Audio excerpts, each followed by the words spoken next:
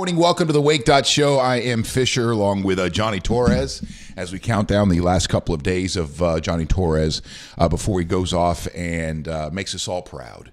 And starts working for Marco Rubio in the senator's office. Good morning. How you doing this morning, man? Great, man. All right. You know what's weird is that it was just as cold yesterday as it is today, and it didn't feel that way. I think it's maybe the rain or something. Do you get used to it, you think?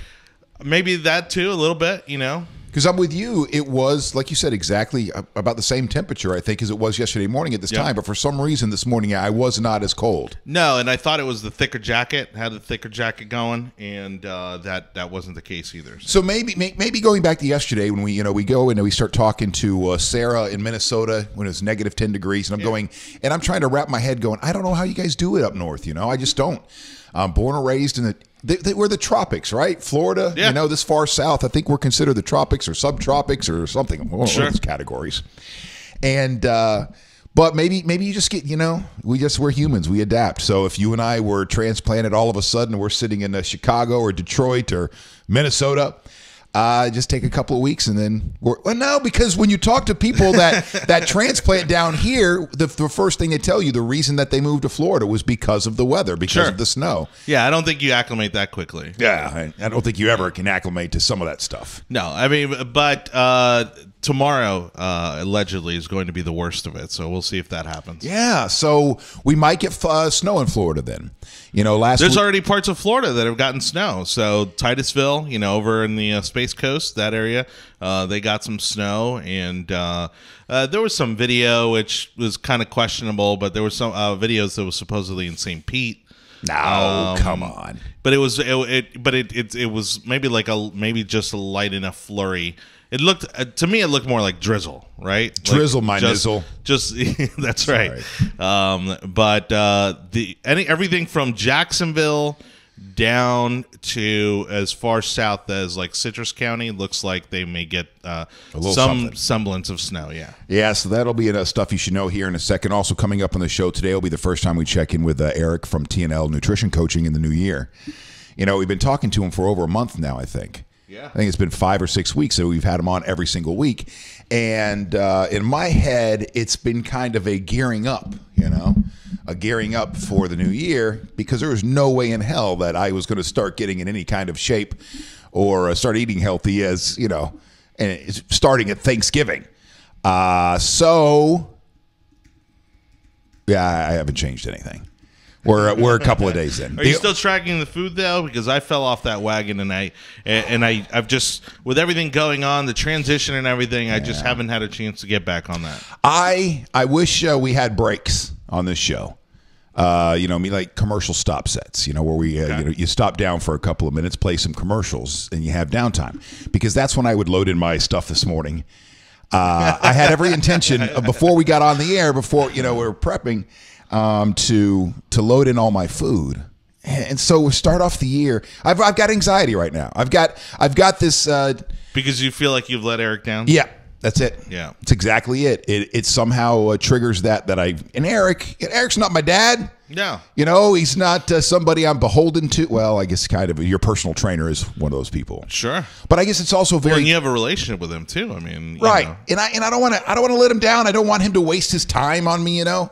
And but I guess it's also a very common thing that people have to get over when they get back to working out and stuff like that, or those kinds of things where you feel like you've let the trainer down, so you just stop going altogether. You don't try to pick up and go the next day. Right. But that's okay. We'll get him on this morning. He'll yell at us a little bit, and then we'll get to I'll get on track, because Jonny Torres only has 2 days left with us before he goes off to work for the Senator Rubio, and a dream job that came his way recently. We're very excited about that, but obviously some changes happening around here. And this morning I had every intention of switching places with you. Yeah. But once I got in here, I was like, no, I can't. Not today. I'm gonna sit here where it's safe at my desk, where I don't have to touch anything. I don't have to push any buttons. Just hell, I can't even mess around with my computer in like very basic ways. Like, you've seen how many times I pull up a video conference or something like that. Sure, and then I'm sitting there going, Jonny, how do I get it off the screen? Johnny. So I don't know what the hell I'm going to do once you will leave. I'm going to need you on. Well, I was the one that told you to get off the screen mirroring, which obviously makes that a lot easier, but maybe that's something you should go back to. You know what it is that I need to get the Stream Deck down thing. There's a piece of technology that Johnny gave me. Yeah. Stream Deck, is that what it's called? Yep. And it's almost like a little keypad, and I can't remember if it was like 12 or 16, some 20 keys on it or something like that. And when you plug it into your system, when you hit these buttons, little things will happen. Like you could program it to just fire off a sound effect, something simple, fires off a piece of audio. Or it opens up a web page for you, or does this function, does that function. And so I'm wondering, because it takes so long to go back and forth between mirroring and whatever the other one is. I wonder if I could program one of those buttons so I can sit here and do my thing. And then when I want you to see my screen, I hit a button and it just automatically goes to the mirror function. Oh, will it do that, do you think? Maybe. It does a lot. Might take a little hacking, but yeah. Oh, a little hacking. Okay, well, that's my specialty. Let's go ahead and get to stuff you should know for today, Wednesday, January 3rd. Oh, tonight, join me at Park and Rec for karaoke, cold karaoke. It'll be freezing karaoke at Park and Rec from 8 until midnight. Parts of northern Florida under a winter storm watch for the first time in 4 years. If northern Florida sees snow, it'll likely hit between 9 a.m. and 10 a.m. this morning, according to the Weather Channel. The city of Tallahassee is forecast to see the most snowfall with 0.7 inches expected. The strip of ice and snow stretching from Florida to New England is caused by a powerful low-pressure system intensifying off the East Coast. I regret that I did not bookmark a site that I went to yesterday, because the site that I went to yesterday or somehow came across gives you the average temperature every so many hours in the entire country. Huh. And I couldn't find it this morning. Oh, really? I couldn't find that particular website because I want to, because it tells you what the temperature is, the average temperature in America at 7 a.m. And yesterday morning, do you remember what it was? The average temperature 40? No, 11. Oh, 11. That's Remember? right. It was 11. Yeah. Yesterday morning. So I'm curious. I think it's going to be a little bit colder today and then a little bit colder tomorrow. Although one person in Florida has a Mega Millions lottery ticket worth $4 million. It's not too shabby. No one matched all 6 numbers, meaning the lottery's grand prize jackpot rolls over to its 4th highest amount in the 15-year history of the Mega Millions. Friday's jackpot estimated at $418 million. Tonight's Powerball jackpot is estimated somewhere around $440 million. President Trump is back on Twitter. Happy New Year, everybody. President Trump was back at the White House on Tuesday and back on Twitter. In one tweet, the president went on the offensive against everyone from Hillary Clinton's top aide, Huma Abedin, to his own Justice Department. Quote, crooked Hillary Clinton's top aide, Huma Abedin, has been accused of disregarding basic security protocols. She put classified passwords into the hands of foreign agents. Remember sailors' pictures on submarine? Jail. Deep State Justice Department must finally act. ? Also on Comey and others. End quote. When asked if the president really believes that there is a deep state secretly working to undermine his presidency, the White House press secretary Sarah Sanders responded that the president finds some of the actions very disturbing. I find that very disturbing. And that's not even the best tweet of the day. No. That's not even we're saving that one. Look, I was up till, I think, just about midnight, just hanging out on Twitter because it was so good last night.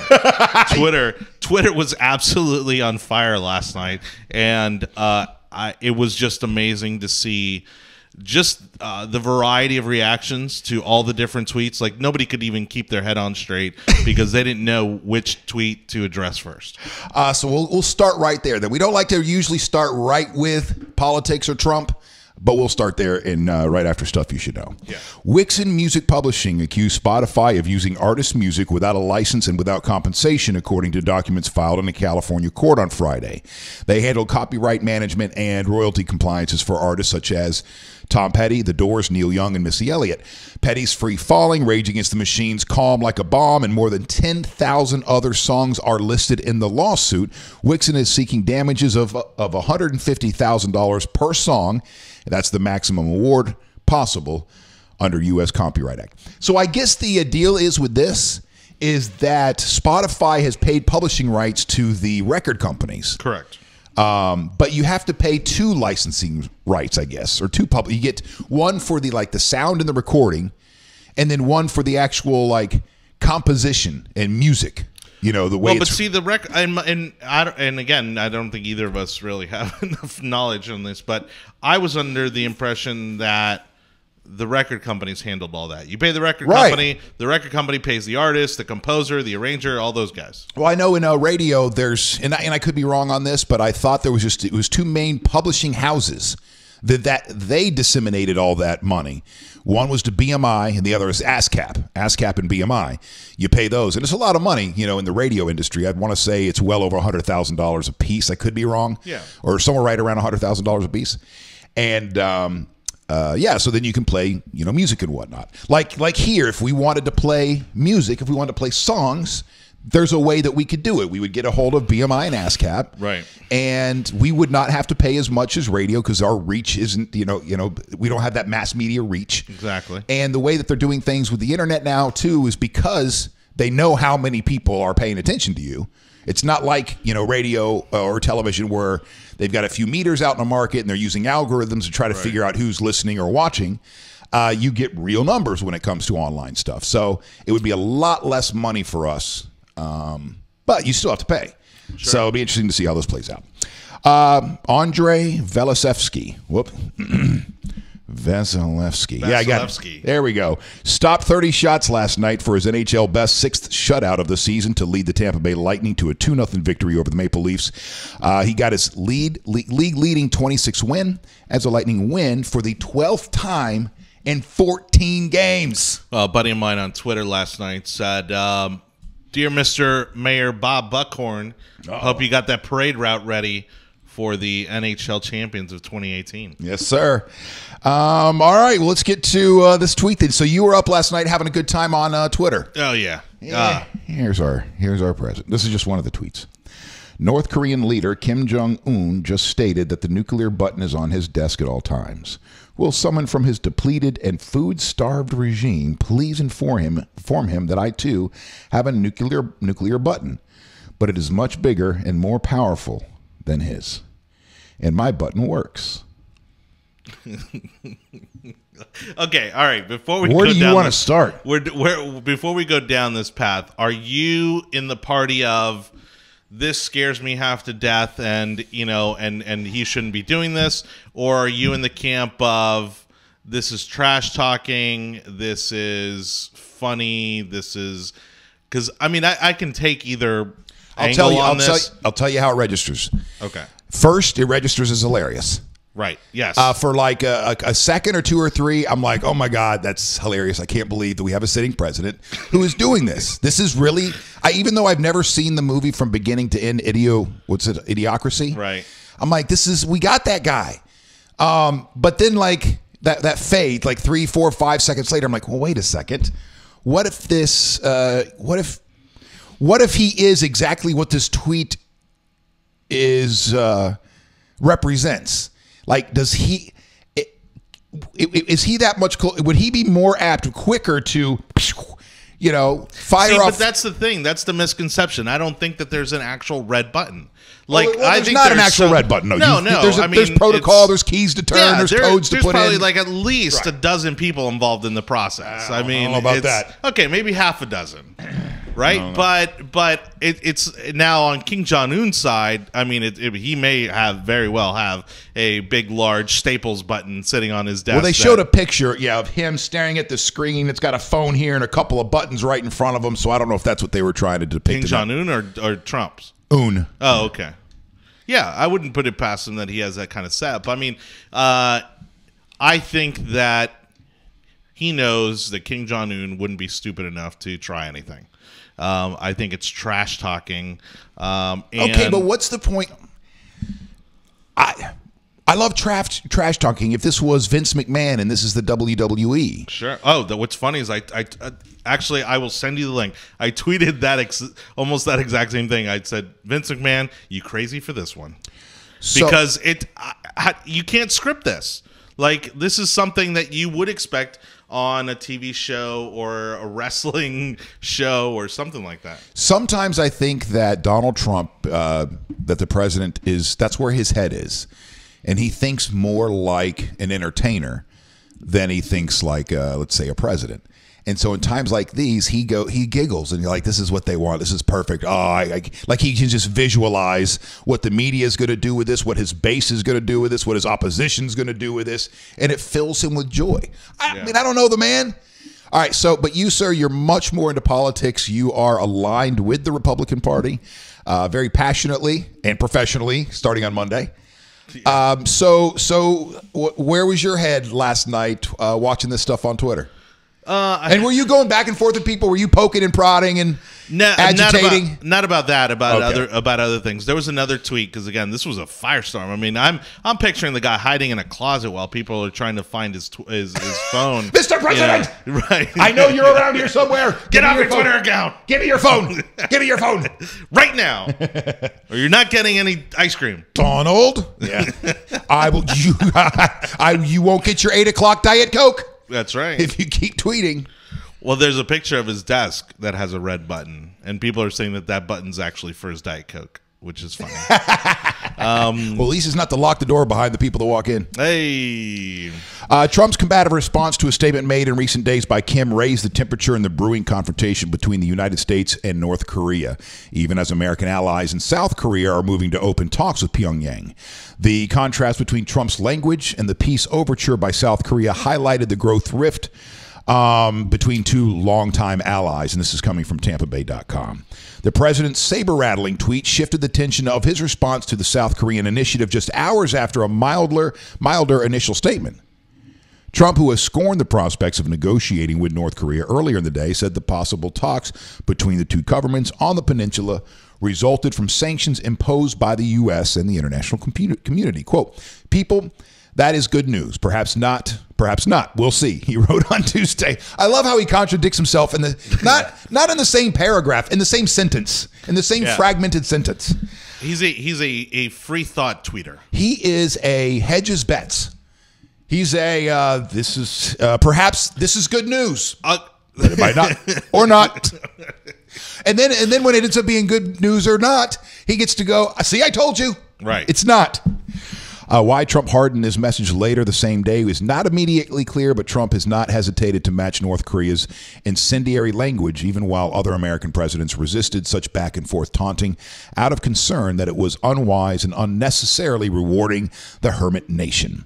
Last summer, Trump vowed to rain down fire and fury on North Korea if posed a threat to the United States.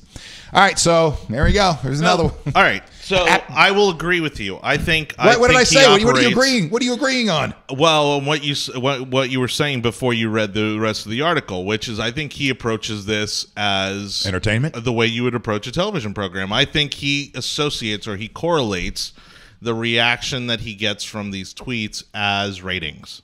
The attention, right, that he's going to get.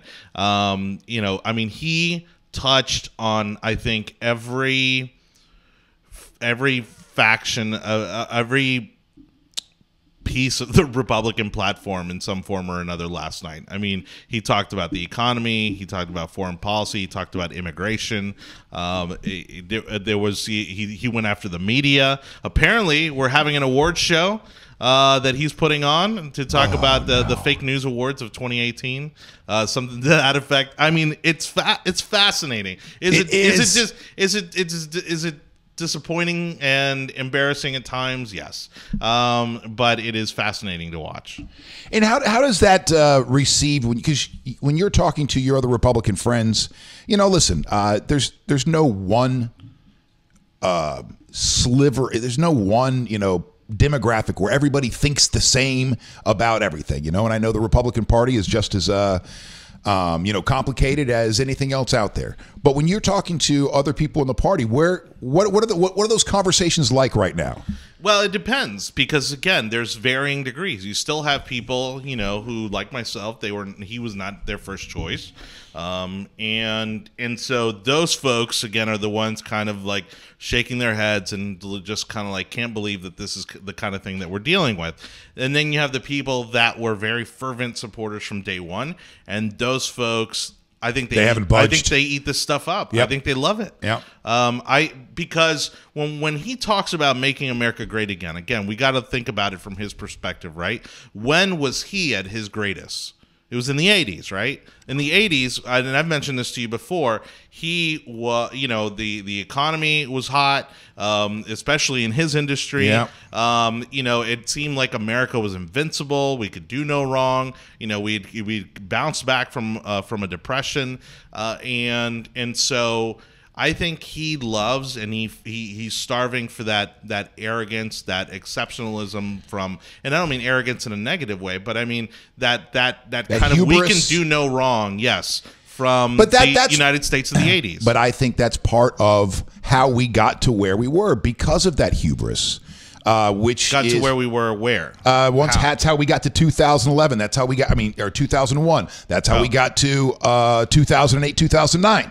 Is because of that hubris. Remember, I'm one of those people, I think I'm still suffering from post-traumatic stress going back to that time period because it shifted, it broke me. It shifted my reality because I was as ignorant as Donald Trump was. Oh, no. And as so many other Americans. Oh, we're the greatest. We're the best. Sure. We're the greatest. We're the best. And not only are we the greatest and the best, but we're also the most sanctimonious. Yeah. We're also the most righteous, the most moral country. We're the best. We're the best at everything. Yeah. And that is complete and utter bullshit. And that's the kind of thing that brings down every civilization since man has been trying to put civilization together. You get to a certain point, go, oh, we're the shit. Next thing you know, the Gauls come in. The next thing you know, a disease comes through. The next thing you know, somebody else comes through, and you are done. Or you're the dipshits that think you can take over the world. Oh, we're the greatest. Obviously, our culture is superior.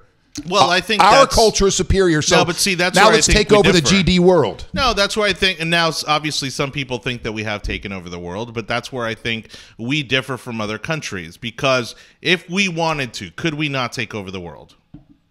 I thought if you asked me in 1988, I would say of course we could. I think we still could. We still have, our military is still multiple times larger than any other country in the world. But if we tried that shit, we just, that's where Germany was. Germany was thinking the same thing. They had the same vision. They had had the greatest engineers of the world. They had all this great stuff. And so but they thought, the problem is that on paper, like factually, our military is larger by multiple times over than the next country after us. But I think if we were to try to take over the world and say, listen, we're no, but that's what I'm saying. That's what makes us exceptional is the fact that we wouldn't and that we won't.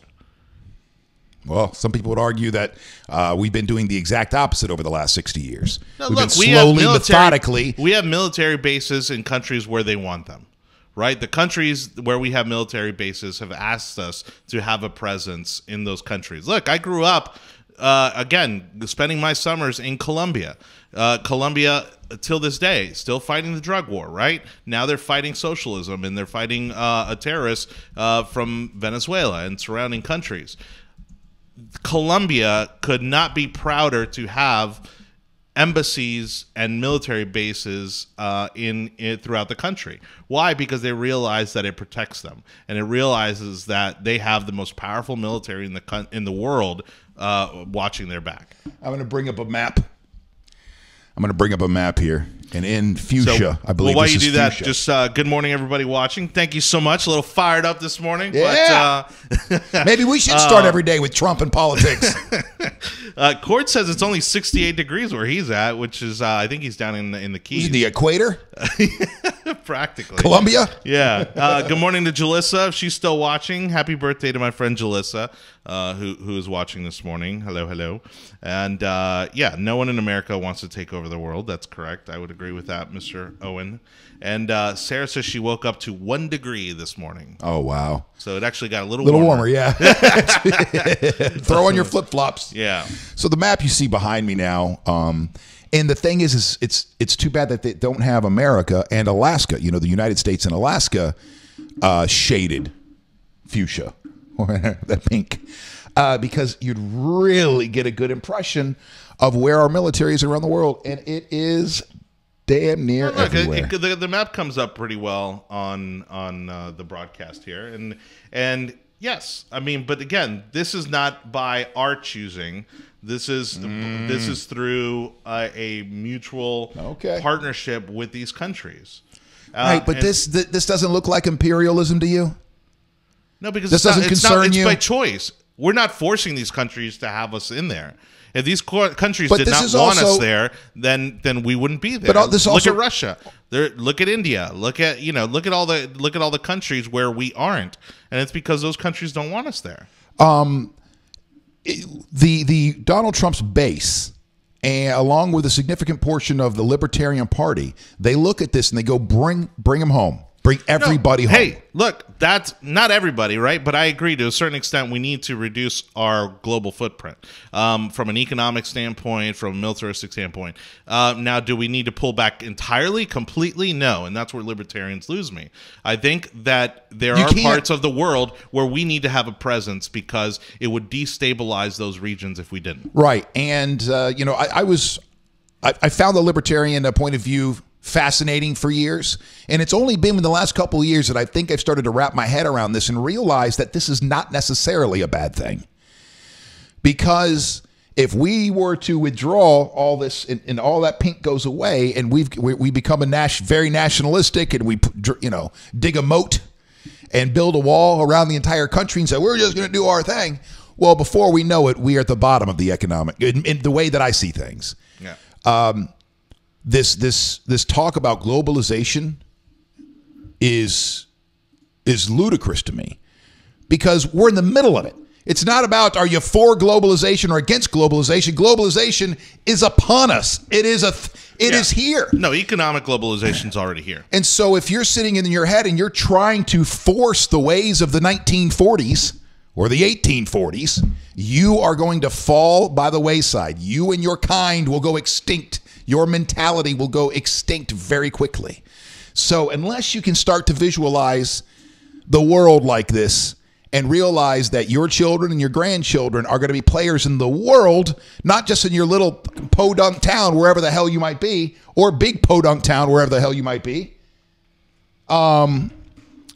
again, you're going to be left behind. Your kids will be left behind. Your grandkids will be left behind. Well, that I do think has been maybe our weak link in all of this is the fact that because we believe in our greatness and our exceptionalism, we have grown ignorant of the rest of the world. And so while other countries, kids learn 2, 3 languages or more, and are hustling at an early age. Sure, well, our little snowflakes. And some might say, well, that's enabled globalism, right? Because now you can move from one country to another, and help in business transactions, that sort of thing.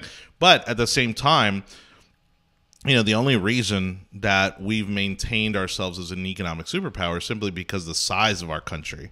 I think if we were a smaller country, we would really be seen as ignorant in comparison to other countries. There are lesser countries where the children are far more educated than American children are, and that's just fact. Oh, all right. Definitely nothing but the lighthearted topics. Yeah, well, let's see. Where do we go? Where do we go? You want to go to Silicon Valley sex parties from there? Well, I wanted to mention, because obviously here in Florida, everybody's watching the weather right now. And as I was pulling up, I also sent you a link on a breaking story. But while you kind of look for that, my buddy Tom works for the Department of Transportation up in Tallahassee, and they're already getting freezing rain and sleet throughout the Panhandle area, from even as far as Jacksonville all the way through down to Gainesville. Again, he's in Tallahassee. They're already seeing freezing rain and sleet on the FSU campus. And so for those of you, with family in that part of the state, might want to check on them, or if you know that somebody's traveling today, make sure that they travel safely. Is this a story you're talking about, the apartment building fire? Yeah, this is breaking right now. Apartment fire in Georgia, very similar to the one that happened recently in New York. 12 people, I guess, already dead. A lot of not sure why the lady's smiling so much, but a visual that you can. Wow. Oh my God, they got to be awful, because I can just imagine my grandbaby. She's only 8 months. Yeah. She got a big old smile on her face. What the hell is she smiling about? I know. Well, it could be nerves. It could be a nervous reaction to. Oh, you're right. You're not to everybody. being on TV and that sort of thing. Yeah, you're right. You're right. Something like that. But it says that 12 people, including 8 children, have been taken to the hospital. No reports of any deaths as it stands right now. Oh, okay. I'm sorry. I misread. When you saw that, you thought there were deaths? Yeah, because there were about the same number of deaths in the New York apartment fire. All right. Well, let's go ahead and talk about silicone sex parties. And then we'll get to John Cena. John Cena lives here in the Bay Area, WWE professional actor. Oh, my God. Is he coming by? No. No. I did find a clip, though, because I've had him on past shows. And I can't remember if we've had him on once, twice, but I did find a piece of audio. He's done cool stuff in town. He did a commercial or public service announcement recently or something that people went crazy over. Oh, that's right, that he shot there in Ybor City. Was it about diversity? Yeah. I think so. I think it was about diversity, yeah. But let's get to Silicon Valley sex parties from Vanity Fair. Some of the most powerful men in Silicon Valley. I'm gonna read this like a story. So, for those of you that are getting ready for work this morning, or maybe you're already pounding away at the keyboard, and when in the background here, just go ahead, take a deep breath, get into story listening mode. I'll get into storytelling mode, and here we go. Some of the most powerful men in Silicon Valley are regulars at exclusive drug-fueled sex-laced parties, gatherings they describe not as scandalous or even secret, but as bold, unconventional lifestyle choices. Yet while the guys get laid, the women get screwed. In an adaptation from her new book, Brotopia, nice. Emily Chang exposes the tired and toxic dynamic at play. About once a month, on a Friday or Saturday night, the Silicon Valley technorati gather for a drug-heavy, sex-heavy party. Sometimes the venue is an epic mansion in San Francisco's Pacific Heights. Sometimes it's a lavish home in the foothills of Atherton or Hillsborough. On special occasions, the guests will travel north to someone's chateau in Napa Valley, or to a private beachfront property in Malibu, or to a boat off the coast of Ibiza. And the places change, but many of the players and the purpose remain the same. The stories I've been told by nearly 24 people, and nobody will speak on the record to this person. Of course not. 24 people have told her these stories, but no one wants to go on the record. Why? Because there are millions, tens of millions, billions of dollars at play, and these people are willing to do, they just don't want to take a chance at losing their shot at any of that. The stories I've been told by nearly 24 people who have attended these events or have intimate knowledge of them are remarkable in a number of ways. Many participants don't seem at least bit embarrassed, much less ashamed. On the contrary, they speak proudly about how they're overturning traditions and paradigms in their private lives, just as they do in the technology world they rule. Like Julian Assange denouncing the nation state, industry hotshots speak of these activities in a tone that is at once self-congratulatory and dismissive of criticism. They're basically stories about how there's these huge sex parties and orgies in all different capacities. But back in the day, these things were, when they happened, you kept them quiet. Well, New York City, whatever, Los Angeles, Hollywood. Sure. They were secretive. You found out about them, they became myth later on. But what they're saying is they've become so bold because a lot of these hot shots in Silicon Valley are so young and have become so powerful so quickly that they don't give a shit. I'm going to do whatever I want, whenever I want. Screw you, world. Well, it goes back to invincibility, right? It goes back to because you're on such a high, because you are so successful, because you have not reached pure failure in any form. You think you're invincible, and that feeling of invincibility, I think, gives them the false impression that they can do whatever they want. Or is it false? Well, I mean, we're seeing that house start to crumble in Hollywood, and this is exactly the same thing. I mean, again, you see L.A. to San Francisco. Oh yeah, this L.A. is part to of San that Francisco. L.A. to San Francisco is not that far, and I think this is exactly attached. You're talking about power. You're talking about money, influence. Again, people's careers are at stake here, and nobody's willing to speak out because they're afraid of retribution, and it will continue to perpetuate this lifestyle or these types of activities until some shit really Yeah, until some people are ready to speak out. Their behavior at these high-end parties is an extension of the progressiveness and open-mindedness, the audacity, if you will, that make founders think that they can change the world. And they believe that their entitlement to disrupt doesn't stop at technology. It extends to society as well. So they have this mentality that we are changing the world. Our thoughts, our programs, our code is changing the world. Yep. And from this perspective, she's saying that transfers into their personal lives as well. So whatever the norms were before, F you, we're going to do whatever we want. We're going to throw these, drug-fueled parties. We're going to invite nothing but 18-year-olds in. And if you're a dude, sorry, you can come, but only if you bring 2 girls. And we'll do whatever we want, whenever we want. And if they believe that their entitlement is to disrupt it, and they believe that their entitlement to disrupt does not stop at technology. It extends to society as well. Few participants, however, have been willing to describe these scenes to me without a guarantee of anonymity. If this were just confined to the personal lives, it'd be one thing. But what happens at these sex parties and in open relationships, unfortunately, doesn't stay there. The freewheeling sex lives pursued by men in tech, from the elite down to the rank and file, have consequences for how business gets done in Silicon Valley. So this is the issue that they're taking, because now we're going to get into some of the details of what these parties and the young women that are there, and so on and so forth. And saying, listen, if this was just people on the weekend and it's all things are equal, then knock yourself out. But this is half business, and so you want to be mingling with these people, and then you get there and there's ecstasy everywhere, cocaine everywhere, and nudity everywhere, and you're trying to you're balancing. Do I stick around and try to get close to this person over here so I can get my project off the ground? And then next thing you know, you're sucked up in the world yourself. Well, and if you don't partake in those activities, then you're right. Exactly. I mean, look, I had a friend of mine who actually watches the show as well. I mean, she lives over in Orlando. Good morning. And she used to work in Hollywood. She worked at E! Entertainment Television, I think 1 or 2 other networks during her time there. But the one thing she said, she goes, Johnny, everybody does drugs here. Everybody.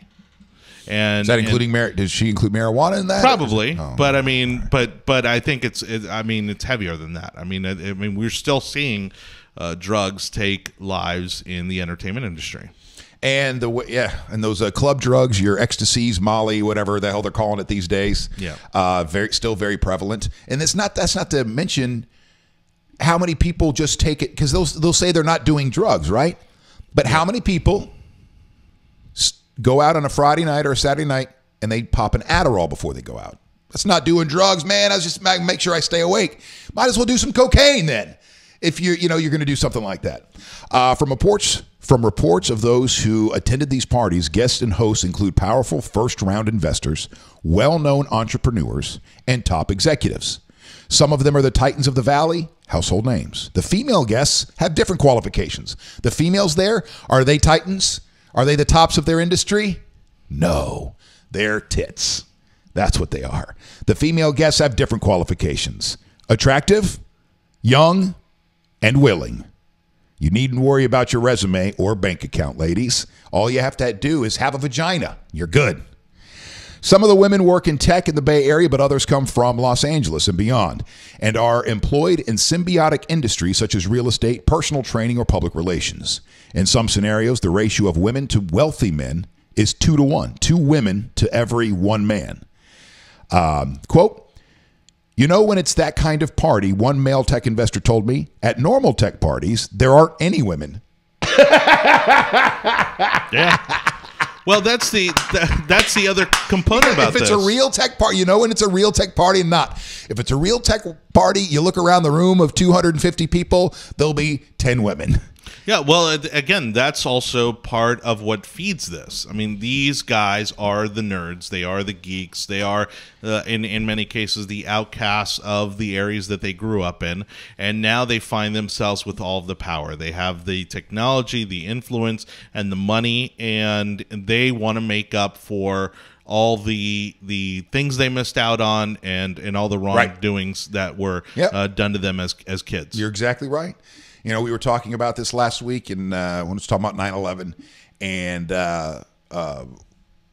how they say that those kinds of tragedies, those kind of moments, will really show you who you really are. And I disagree with that. I think those kind of moments, man, I think most people rise to the occasion. Give somebody everything. That will unveil who they are. Give them everything. Give them that false sense of power as these guys have. Then you get to see the true measure of a person. I go back to the Vanity Fair piece here. I believe there's a critical story to tell about how the women who participate in these events are often marginalized, even if they attend of their own volition. One female investor who had heard of these parties before I approached her told me, quote, "Women are participating in this culture to improve their lives. They are the underclass in Silicon Valley." So the argument here is because there's a part of me that goes, listen, these chicks, they know what they're doing when they're going to this party. They know exactly what they're doing when they go to these parties. Yeah. They know that they're going to be the center of the attention, which plays perfectly into their little princess brain. And they know their hot little ass is going to get them something for free. And while they're there, I mean, if the guy's good looking enough and he's rich, I mean, hell, why wouldn't you bang him? So they're going in and they know exactly what the hell's going on. Then once they get there, of course, there's plenty of drugs lying around to lower your inhibitions, to make sure that you're not only banging the hot guy that has $1 billion, but the hairy beast like your Harvey Weinsteins and stuff like that. But what she's saying is, in this article, is these women that are going there, they are motivated because they are the underclass of Silicon Valley. If they had any foundation whatsoever, financial support or a financial security at all, they would not find themselves in these situations.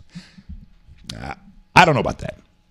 A male investor who works for one of the most powerful men in tech put it this way: "I see a lot of men leading people on, sleeping with dozens of women at the same time. But if each of the dozen women doesn't care, is there any crime committed? You could say it's disgusting, but not illegal. It just perpetuates a culture that keeps women down."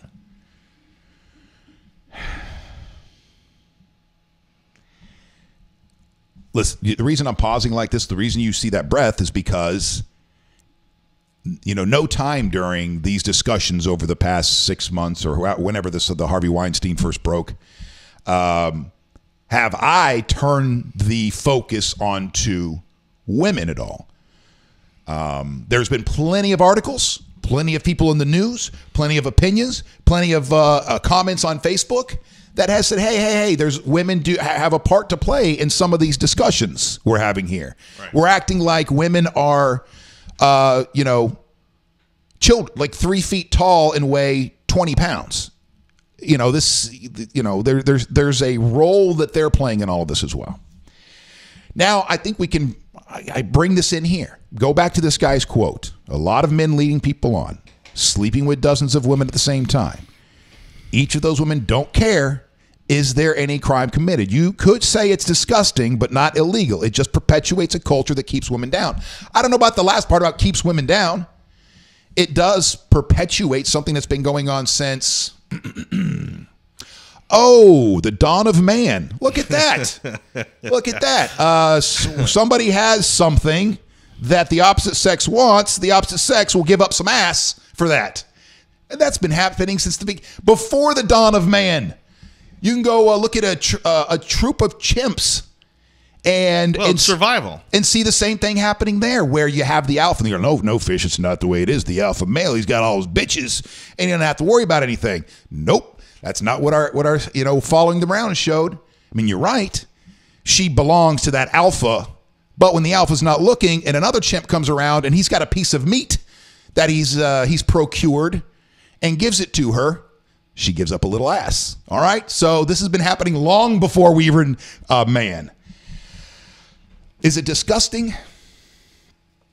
It's disgusting to all of us who aren't part of it. For those people who are in it, I don't know that it is. Now, back to the Vanity Fair opinion here. To be clear, there's a wide range of parties for experimental sexual behavior. Some, devoted entirely to sex, may be drug and alcohol free to encourage safety and performance and demand a balanced gender ratio. Others are heavy on the drugs and women and usually end up in group cuddle puddles, they put in quotes. Cuddle puddles sounds disgusting, sounds gross. Yeah. Cuddle puddles. Ugh. You know, a nerd came up with that one. It's a cuddle puddle. Because I can just picture, everybody, they're all, they got all the MDMA coursing through their system. They're rubbing on each other, just sweat and juices and lubricant everywhere. Men show up only, and this is the fun part of the story. This is some of the details about how you get into these things. Men show up only if directly invited by the host, and they can bring as many women as they want. But guys can't come along as plus ones. So if female gets invited, she can't bring a guy. She can bring her cute friend, but she can't bring a guy. Invitations are shared via word of mouth, Facebook, Snapchat. Perfect because messages soon disappear. Or even basic paperless posts. Nothing in the wording screams sex party or cuddle puddle in case the invitation gets forwarded to someone who takes a screenshot. Besides, there's no need to spell things out. The guests on the list understand just what kind of party this is. Women who will spread the word among their female friends, and the expectations are hardly hidden. They might say, do you want to come to this really exclusive hot party? The theme is bondage, one female entrepreneur told me. It's at the VC or founder's house, and he asked me to invite you. And this is the thing. I mean, or am I being naive here? Are some of you sitting at home in front of your computer or in front of your phone angry? Because I think that these women that go, these are not children. Women that go to these parties, they do know what they're getting themselves into. They know that there's millionaires there. They're looking to try to score. They're looking to run into that guy. Oh, why don't you come to Beijing with me for a month next month? Right. Oh, yay. Oh, yeah, go right ahead. Geez. What? Is this inappropriate? I don't know. It just looks weird. Like, I guess the thing is, if this article is trying to make me feel like these sex parties, we need to turn the magnifying glass onto the men that put these things on, or the men that want sex, and not turn the magnifying glass onto those who they are bringing into the party, then you're not winning me over on this one. Because this is a tit for tat, all parties involved, unless I'm not seeing something here, all parties involved, you know what the F you're doing. Now, if some stupid girls, sneak out of the house that are 16, 17 years old because they think they're going to some cool party, and yes, I can see that there's a certain amount of naivete that would go along with that, and what that's different. But these women, they're old enough. They know exactly what the hell is going on. They know exactly what these parties are about, and they think they want to be able to get in and get out, hook in a millionaire, hook in a sugar daddy. And that rich hot guy and fall in love, and next thing you know, they're in a four-way. Right. Well, and again, this is we were talking about the 80s just a little while ago. I think this goes back to the culture of excess. This goes back to again, it reminds me of at least what I remember people recounting as what was going on in the 80s. It was just people had more money than they knew what to do with. The economy was booming, and so they did anything and everything they pleased, including a lot of drugs. And if you're wondering, if for some of you that have never experimented and went down that path and you don't understand the correlation, how it is that seems to happen once you get money, you get power, how drugs come into the mix. A lot of these drugs, cocaine's, MDMA, and I'm sure there's other. When you're this kind of powerful, be it a tech giant, an athlete, politician, there are moments of what do they call it? Narcissistic rage. No, that's not what I'm going after here. But basically, it's in the category of narcissist. You're king of the world. Okay, you can do no wrong. Every move you make, you win. Every chick you hit on, you win. Da da da da da da da. Well, these drugs take it to the next level. Instead of being king of the world, all of a sudden you are a god. You've had this feeling of true invincibility, and you can do anything you want whenever you want. And so I think that's what happens is these people are powerful, or, all of a sudden I would never try something like that. And then all of a sudden they meet somebody who's a billionaire, very successful, works very hard. Oh, but he also does cocaine on the weekends, or when he vacations, he gets, whatever, drugs. Well, I'll try it too. And the next thing that's a good feeling. This feeling mirrors what I already think of myself, that I'm the shit. Well, and the other thing that it does is that it gives the people that are enabling this, right? And so the women that want to surround themselves with men like this, again, this is winning the lottery for them every single day, right? Because they know that they're going to be financially taken care of. They're going to be well off. We see it all the time with these housewife shows. I mean, look, I've been subjected to more of those shows than I'd like to admit. But you see that these women are jump from one rich guy to the next rich guy to the next rich guy because they've accustomed themselves to that lifestyle and they found themselves within that circle of friends. It's not that they're, in some cases, they're not even that attractive. And they'll do what they have to do to stay in that lifestyle. Of course, absolutely. And so but you have to understand they're victims because otherwise they would be down and out and have nothing. So they're forced to. They're forced to, Johnny. They enable that behavior, and they're accepting of behavior that the average person in a normal relationship wouldn't, simply to maintain that lifestyle. Back to the Vanity Fair article here. Because it gets more and more intriguing as we go. Perhaps this culture is just one of the many offshoots of the sexually progressive Bay Area, which gave rise to the desert festival of free expression Burning Man, now frequented by the tech elite. Still, the vast majority of people in Silicon Valley have no idea these kinds of sex parties are happening at all. If you're reading this, shaking your head going, this is not the Silicon Valley I know. Vanity Fair says you may not be a rich and edgy male founder or investor or a female in tech in her 20s. And you might not understand anyway. Quote, anyone else who was on the outside would be looking at this and saying, oh my God, this is so effed up. But the people in it have a very different perception of what's going on. And now they go, this is how it goes down in a night. This is the salacious part. According to those who've attended, guests arrive before dinner are checked in by private security guards who will turn you away if you're not on the list. Sometimes the evening is catered, but at the most intimate gatherings, guests will cook dinner together. That way they don't have to kick out the help after dessert. Alcohol lubricates the conversation until after the final of the course, the drugs roll out. Are you ready for the first drug mentioned in the story? Molly. Oh. No. Weed does not fuel sex parties. They've already smoked that on the way to these parties. Yeah. It's been in their system all day. That's the primer. MDMA, ecstasy, Molly. Man, they just go right for it, huh? All the same drug. Look, and we're only shocked by this because we're talking about Silicon Valley. This has been going on in Hollywood for decades. Right. This has been going on in the world forever.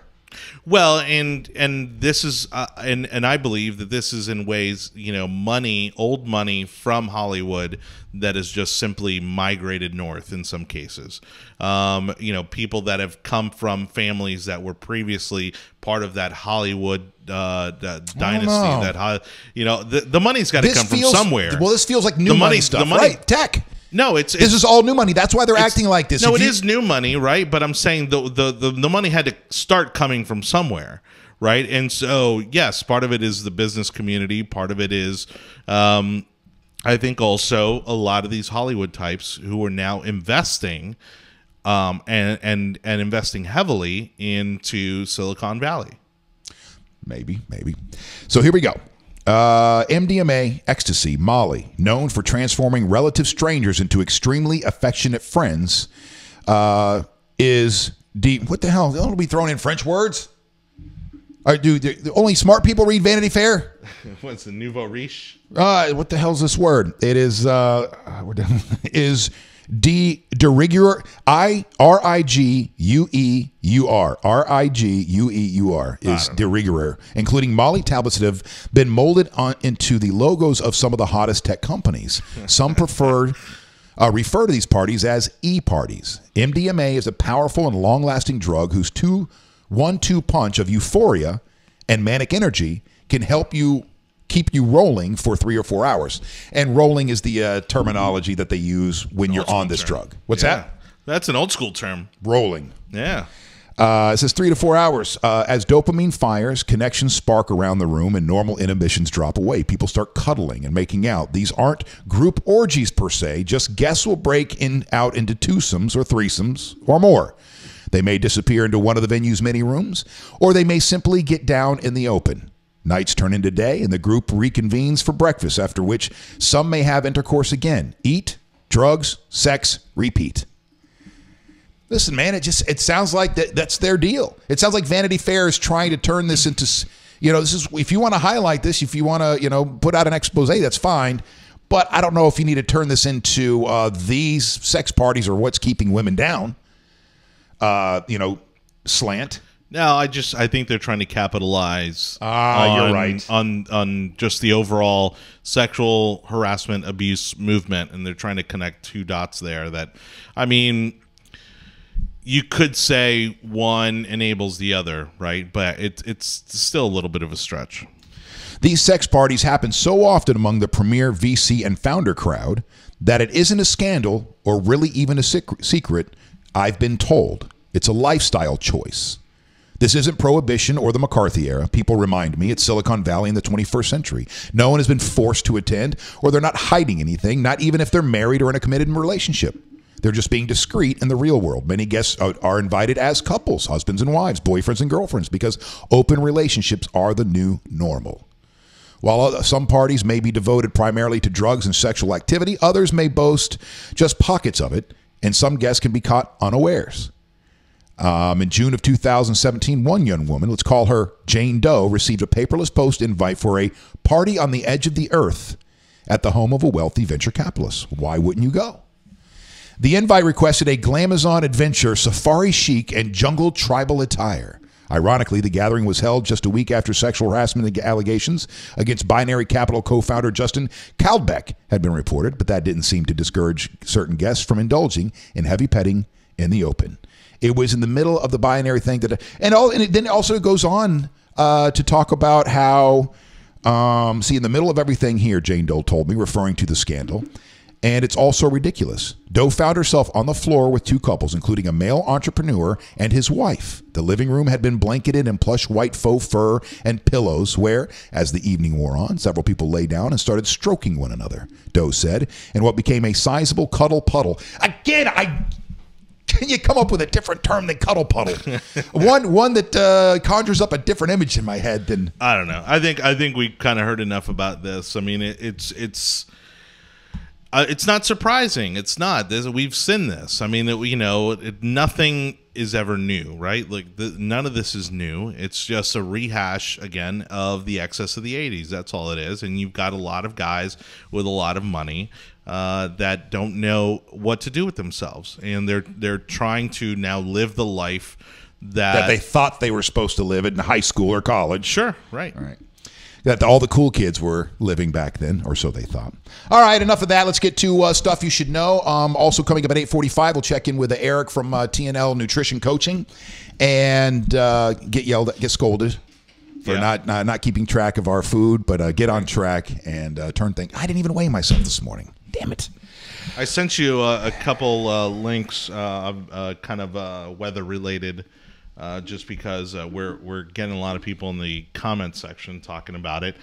Daniel Jennings apparently has shot some video that he's going to send us a link to on snow in Tallahassee.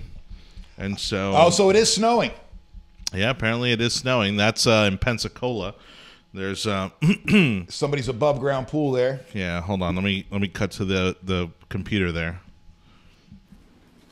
That's remarkable. I mean, it looks clear as day, and the guy comes over and just bangs on it like a piece of glass. Oh, it is definitely cold here in America. Yeah. I was going to say in the Bay Area, but it's cold everywhere. Here's another one. It's cold. Oh, look at this screen. Well, and again, I mean, we forget that in other parts of the state, I mean, it's hilly, right? Like in Tallahassee, there's a lot of hills and ups and downs, and all this sleet and frozen rain. I mean, that's going to cause some major issues over there. I think they're already expecting some power outages. There was a power outages coming in this morning. I don't know if it had anything to do with the weather or not, but there were some power outages. I drove by this morning on 4th Street. And All right. All right, so let's get to stuff you should know, and we'll get to Eric coming up at 8:45, talk a little nutrition as we head into the new year. Parts of northern Florida under a winter storm watch for the first time in 4 years. If northern Florida sees snow, it'll likely hit between 9 a.m. and 10 a.m., but you're saying that we're already getting reports that it's hitting the ground in Tallahassee? That's right. According to the Weather Channel, the city of Tallahassee is forecast to see the most snowfall with 0.7 inches expected. Although one person in Florida has a Mega Millions lottery ticket worth $4 million, nobody matched all 6 numbers, meaning the lottery's grand prize jackpot rolls over to its 4th highest amount in the 15-year history of the Mega Millions. Friday's jackpot estimated at $418 million. Tonight's Powerball jackpot is $400 million. You playing? Nah. Does this entice you at all? Does it lure you in? No, I just don't have that in me. I don't find it. I think it's a lost cause. I think the odds are so ridiculous that there's no point. It is funny how that number draws people in. Your odds don't change. It's stupid because you should be playing when the jackpot's low, because that means that less people are playing. But right. No, everybody jumps in when the thing's hot, and you have a far lesser chance of winning. Well, it doesn't change your chances of winning. It doesn't change because more people are playing, so you have a smaller chance of winning. No, you have the same chance of winning, just there's a higher chance of more people winning, so you might have to split it with somebody. Well, that too. No, the first part, your chances don't change whether there's one person playing or a trillion people playing. Whatever. Right. Of course it does. No, it does. How? Because you have a lower likelihood of actually winning if there's more people playing. No, because the numbers you pick, those numbers winning are not predicated on what other people pick. You're saying because it's a fixed set of numbers. Right. It's a 1 in 14 billion chance or whatever it is, and that doesn't change no matter how many people are playing. Okay. What does change is the probability of other people hitting it and you having to split that money. But the thing is, and again, since these numbers don't change, if it's sitting at 10 million, 20 million, 40 million, you're still set for the rest of your days. Yeah, Cords agrees with you. He says odds don't change. It's not a raffle. Right. If it were a raffle, that would be different. So there's that. And then we have Wixen Music Publishing accused Spotify of using artist music without a license and without compensation, according to documents that were filed in California on Friday. Wixen handles copyright management and royalty compliances for artists, including Tom Petty, The Doors, Neil Young, and Missy Elliott. Petty's Free Falling, Rage Against the Machine's Calm Like a Bomb, and more than 10,000 other songs are listed in the lawsuit. Wixen is seeking damages of $150,000 per song, which is the maximum award possible under the U.S. Copyright Act. They're not going to get that. And no. I think they'll lose. They may lose that lawsuit completely. Altogether? Yeah, but unless Spotify just settles, and which may be their goal anyways. Yeah, they settled last year something similar. They had to pay some artists. I want to say it was like $43 million or something like that. And then Andre Vasilevsky stopped 30 shots last night for his NHL best 6th shutout of the season to lead the Tampa Bay Lightning to a 2-0 victory over the Maple Leafs. He got his league-leading 26th win as the Lightning won for the 12th time in 14 games. And that is stuff you should know for today. Daniel Jennings said he has tagged you in his snow video from Tallahassee. All right. So if I just go to my... By the way, we got to put in our... Especially tonight, because you got karaoke, so we got to put in our karaoke request. That's right. So if there's a song that you'd like to hear, either one of us, more than likely myself. Hey everybody, it's really snowing now. Oh, hold on. It's all right. Go ahead and put it in the comments section. Lots of snow, man. It's big time snow. And this is Tallahassee? Yep. It is snowing in Florida, guys. Look at that. Big time snow. Enjoy it. No, you enjoy it. You keep it up there with you. Hey, it's snowing out here. Yeah, that's right. Although it would be kind of cool to walk outside. Jenny, I see you sent me some snow. Well, we're getting a lot of it right now. So they're saying that it might be good enough to stick onto the It's grass. actually starting to stick. Ah, look at that stick A on the little grass. bit. No, okay, it's melting.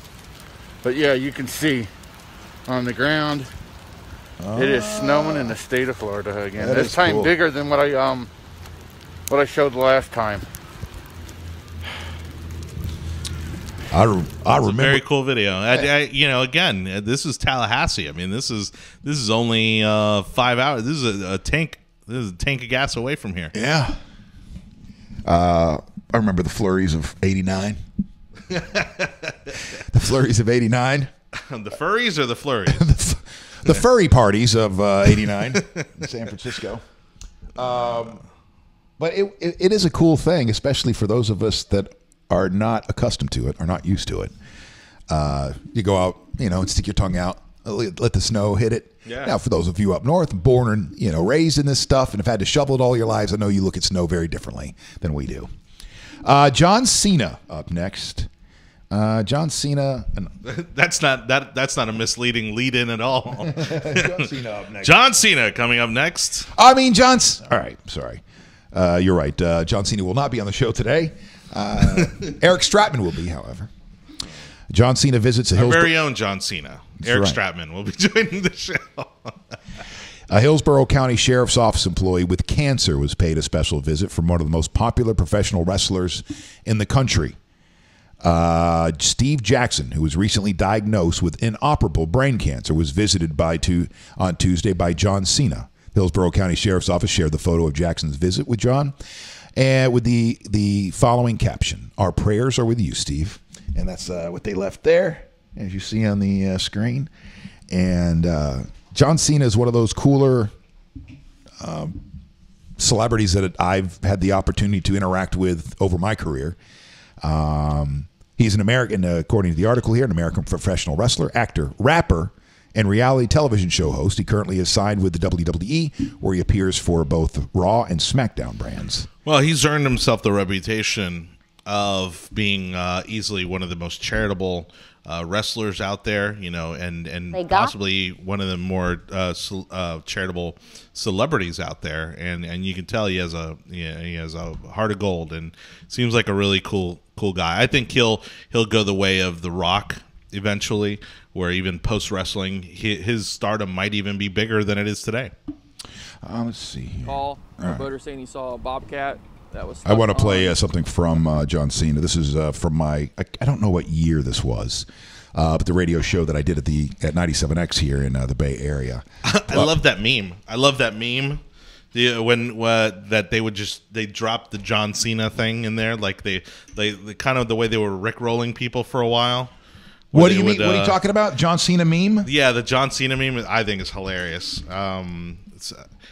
They would just drop it into random videos. No, it's a video, so you gotta go to one of those videos that came up as You you're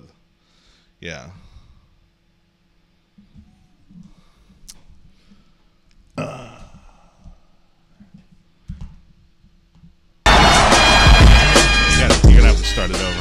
Start it over? Yeah. All right. So the whole point is that you're not supposed to see it coming. Okay. All right. Sorry. I want you to do me a favor. I want you to tell all your friends about me. What are you? I'm John Cena. All right, so it's one of those, and every time. Yeah. All right. So they always they work him into a situation like that, and they just throw in the intro. I don't want to play it. I don't want to play it too long and have. I know we're getting kicked off the air again. Yeah, I don't want to do that. But this was him calling into the show. What the hell? Where did you go? All right, of course. What happened? Did I make you lose your thing? All right, here we go. Oh my gosh, I just closed out everything. So this was him calling into the show, and I don't know, it was about 10 years or so. So he was on the rise at the time, and we'd heard that he went on one of his things with the freestyling rap. And so we just put him on the spot, on the air, and I was kind of expecting him to go, guys, it's too early, da-da-da-da. But he didn't. He just rolled with it. You're a boy, it's early in the AM, coming to the ring, watch the kid flam, watch me rip around the track in the NASCAR, Gillette Young Gun Series in the fast car, 4-speed, got my foot to the floor, fastest time, still wanting more. The champ is here, 8 p.m. tonight. catch John Cena Newsy winning any SciTech, fight bringing on you the latest breakthroughs, WWE. insights, Ben and Fisher discoveries, boy for so the you 1, can get a 2, front row 3. seat. All right. Explore our universe, unlock the secrets of our... All my ballers and You ball bastards. Well, see, it's a good thing that I'm not sitting over there today. I can't even do this, much less sit over there and run. That perfectly points out the point. It was the point I was making to Cords yesterday, which is that there's no way to do this show by yourself. All by yourself. No. It would because if to maintain the show where it is today, it would be incredibly difficult for you to be able to pull stuff up off the internet and switch cameras and fire off graphics, all that sort of thing.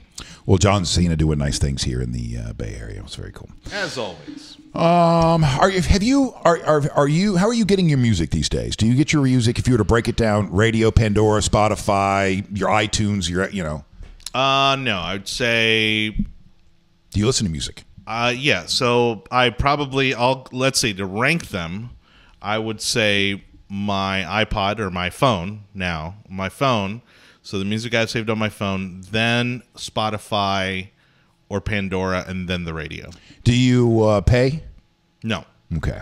I don't mind. Well, and again, maybe it's the radio guy in me. I don't mind the commercials, because obviously I realize how much that supports the free music I'm getting, So, and plus, I don't want another monthly subscription to deal with. So I've got a subscription to Spotify. Cool. And one of the I don't mind the commercials either for the most part, like you get on Pandora. Yeah. But what I do like is the functionality of Spotify, and since I'm DJing gigs. Right. I've got my hard drive that has, 20,000 songs in it or whatever. But obviously, if I can log into the internet, then I can pull up any song from wherever. Yeah. So Spotify really comes in handy, for doing that kind of stuff.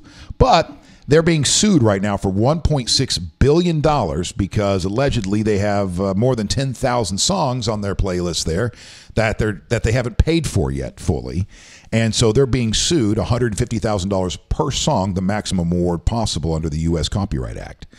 Now, in May of last year, like I was saying, Spotify settled a class action suit with a group of songwriters for $43 million. Because, Johnny, you said you're not sure how this is going to play out. You could see Spotify not having to dole out anything. Well, and it's still early in the process, right? Like, regardless of how long we've had MP3s for, right? There's the record industry and even the technology industry is still figuring out the business model for this. And I thought they had kind of had it figured out once Spotify kind of came into being, and as well as Pandora. But again, the problem is that the recording industry, much like the radio industry, is struggling right now. Like they are panicking because their entire business model is changing. And so anybody who's in the music industry right now, the copyright people, all the copyright people, and then again these record companies, they're all trying to cash out because they don't know if there is a viable business model in 10 years. According to the Act, there are two separate copyrights for every recorded song. Two separate copyrights for every recorded song. One BMI and ASCAP? No.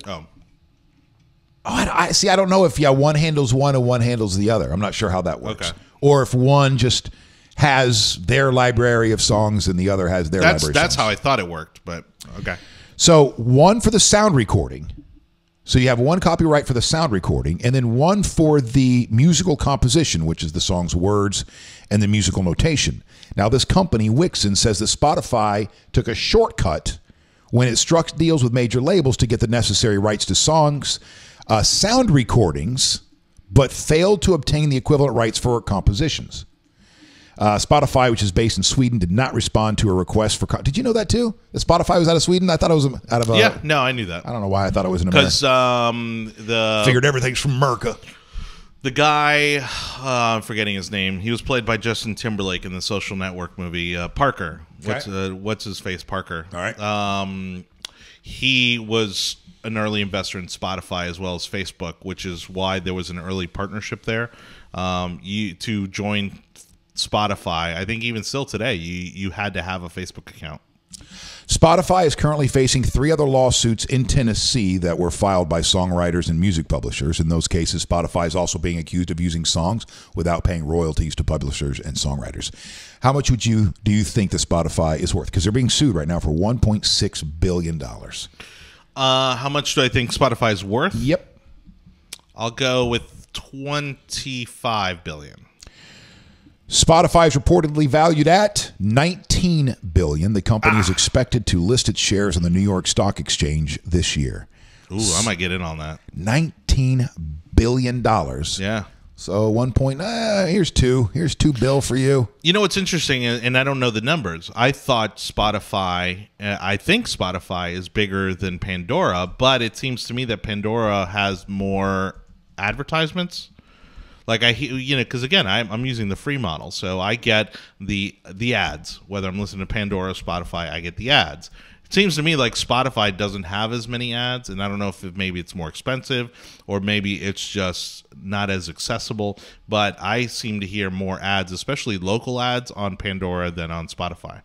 One of the reasons why I got Spotify versus Pandora is because of one of the DJ programs that I have. Yeah. It's the DJ, the virtual DJ, the one that I use. Yeah. I can only pull up songs off of my hard drive, but this other one that I use, I can't, DJ Pro or something like that. It'll integrate with Spotify. Oh, cool. My Spotify account. Nice. So I can bring that music up and mix with it. So speed up and slow down the tempos and stuff like that. Right.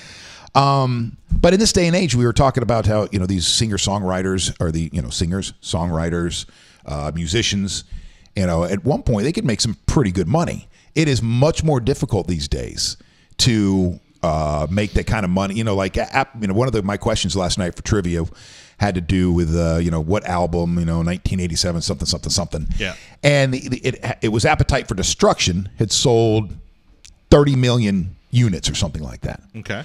You don't get those numbers anymore. You don't get 30 million units sold. If you're lucky, you get 1 million units sold because people are buying their songs individually. They're downloading them illegally. And now these bands, in order to make some decent money, they have to constantly be on the road.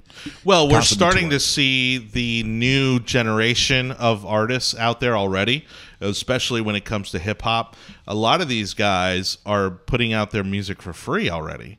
And instead touring and selling merchandise and that sort of thing, and that's where they make their money. And so they realize that by putting their music out for free, they're building their fan base a lot faster, and then they're really raking it in when it comes to touring, and they don't need as much management. And are people still using MySpace in the music world? I doubt it. So MySpace is fallen by the way, because I know Justin Timberlake got involved with it a few years ago, and no, I think that kind of fell flat. I mean, it's out there, but based on the bands that have come through Bake More Music and stuff like that, almost all of them use Reverb Nation. Is a popular one. SoundCloud, and I think another one's called Bands in Town or something like that. Okay. Coming up in about 15 minutes, we'll check in with T&L Nutrition Coaching. Get yelled at. Yeah. I don't know how many. Let's see. Day 3. It's January 3rd. How's everybody doing with the resolutions? You sticking to it so far? Whatever changes, you're going to make slight changes, big changes. Here's one change that I recommend. If you're somebody who has gotten onto that energy drink cycle, get off of it as quickly as possible. Roy's into that. Roy? Yeah. He's younger. He's real bad on that stuff. He's in his 20s. I think he's cut back recently, but he was dropping one of those. And what's weird is actually a lot of video guys I know are really into the energy drinks, where they're dropping like 1 or 2 of these a day easy. I don't know if you can get away with 1 a day, but yeah, if it's 2, 3, 4 of these a day, then you've got some stuff to look forward to. The next time you need an instant jolt, hit Starbucks instead of a convenience store. New research published suggests that energy drinks mess with your body more than other caffeinated drinks like coffee and soda. This is what my doctors have been telling me for years. She would not yell, but really get on me. This was like 2008, 9, 7, 8, 9. And I mean, I was doing a morning show. You get up at dark 30 in the morning. You're trying to keep a certain amount of it. Like yesterday in here, I went back and watched yesterday's show. Yeah. I wanted to kill myself because I'm just watching.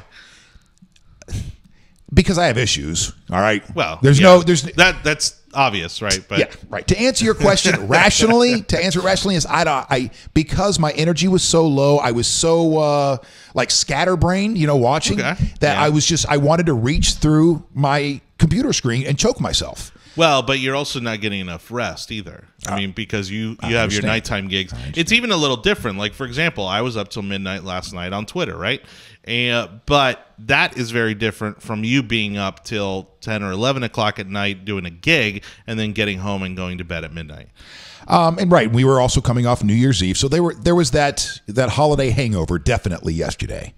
So anyway, go back to doing mornings here in the Tampa Bay area for many years, and I'm doing the same thing. Out sometimes Wednesday, Thursday, Friday, and Saturday nights, all in official capacity. Wow.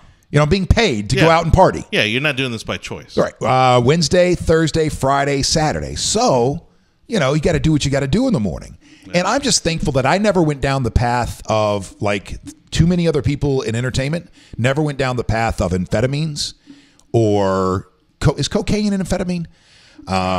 But my cycle was these energy drinks. Have you ever had those 5-hour energies, those little ones?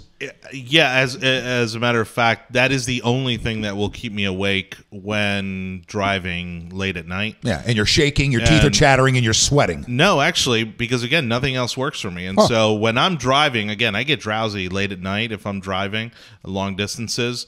That is the only thing that will work for me. Not coffee, not soda or Mountain Dew or any of that stuff.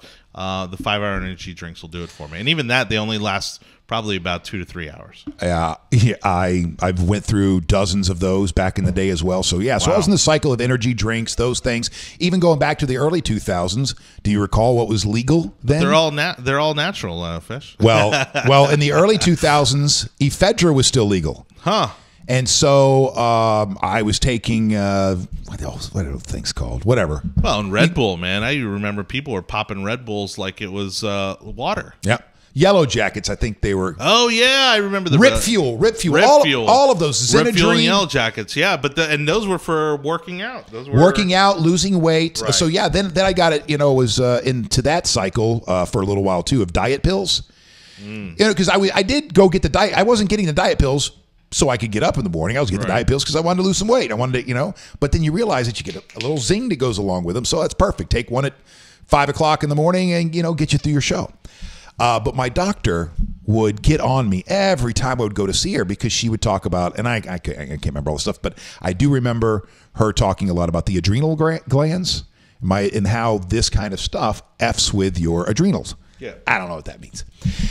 Study compared the effects of both beverages on the heart and found some concerning results. Scientists first gave half of the volunteers a commercially available energy drink with 320 milligrams of caffeine. That's the equivalent of 4 cups of coffee. Jesus. In one energy drink. And that's not even including all the other shit, the B12 and the niacin and all the other stuff they put in there.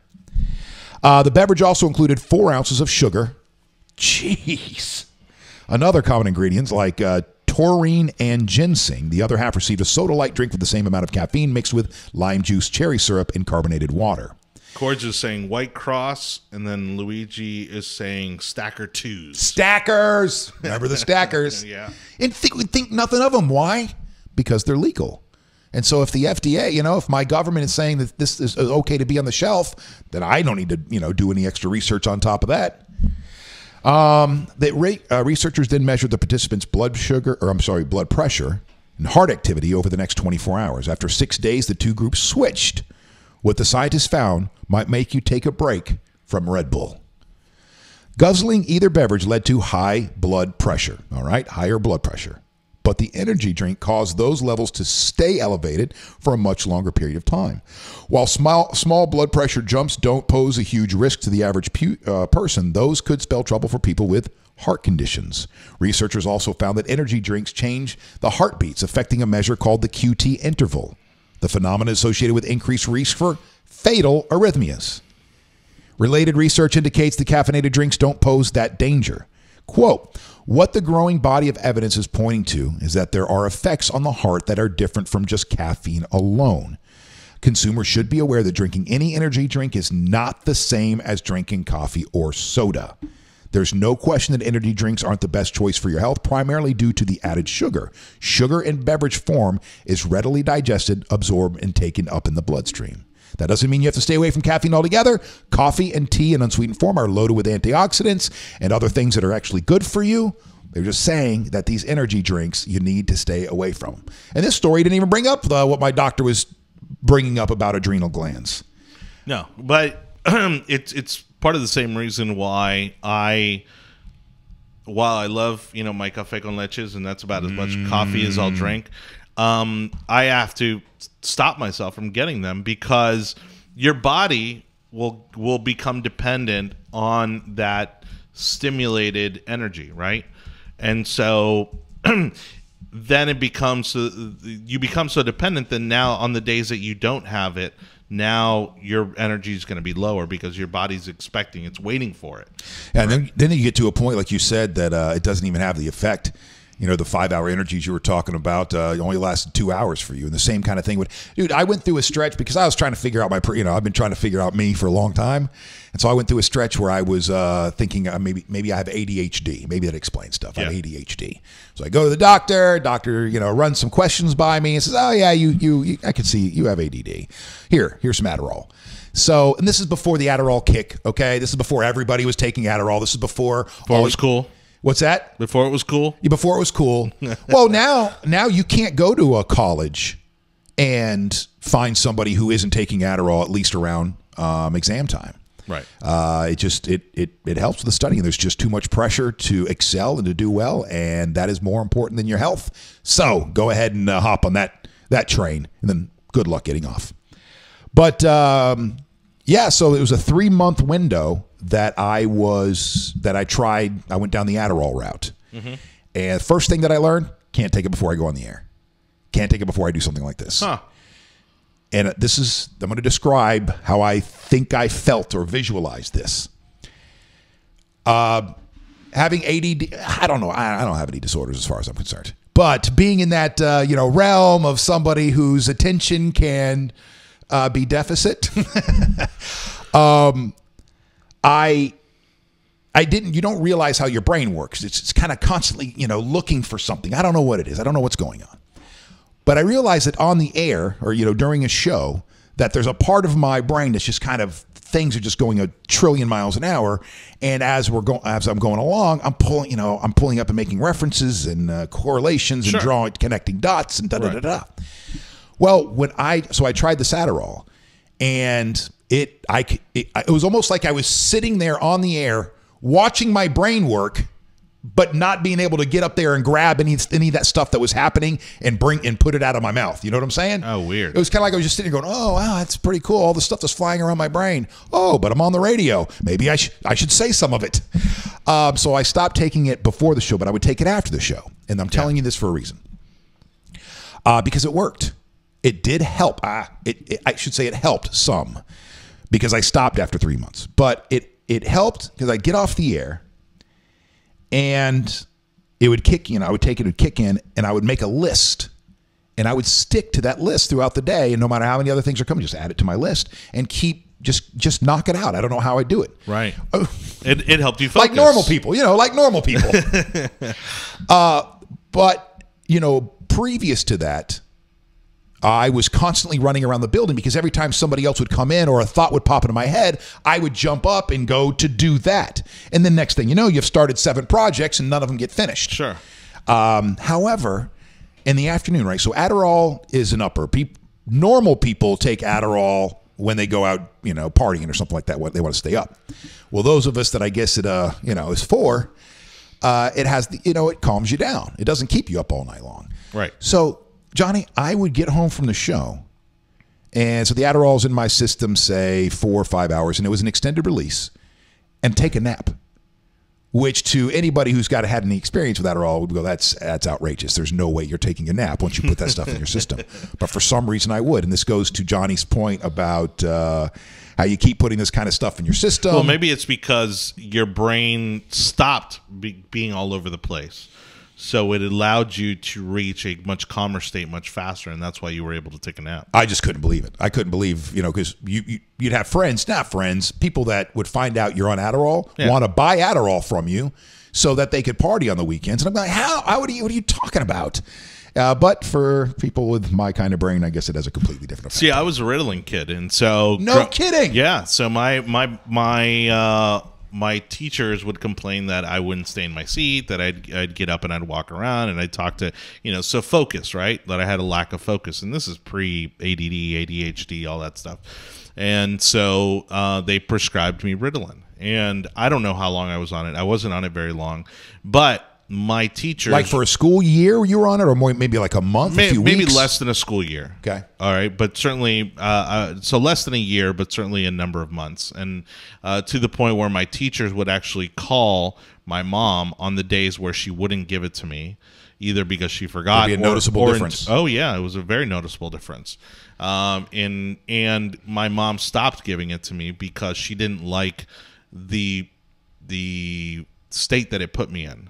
She said that it was almost like it zombified me, right? Like it was just like I was just like not there. So were you a problem child in school? Were you?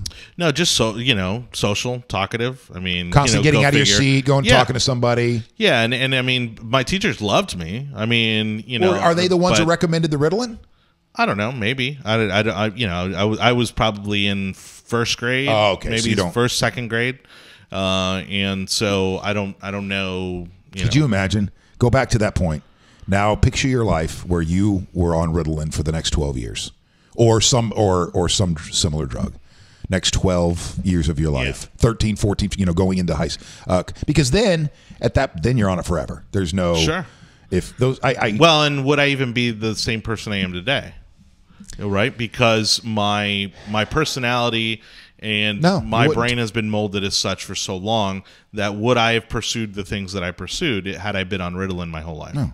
You would be pursuing the job that would allow you to do the same task over and over and over again. And that way you just take your pill when you're on your way to work. You can sit there and data entry or whatever the hell it's going to be. Repeat the same task over and over again, and you're fine. You would not have been able to.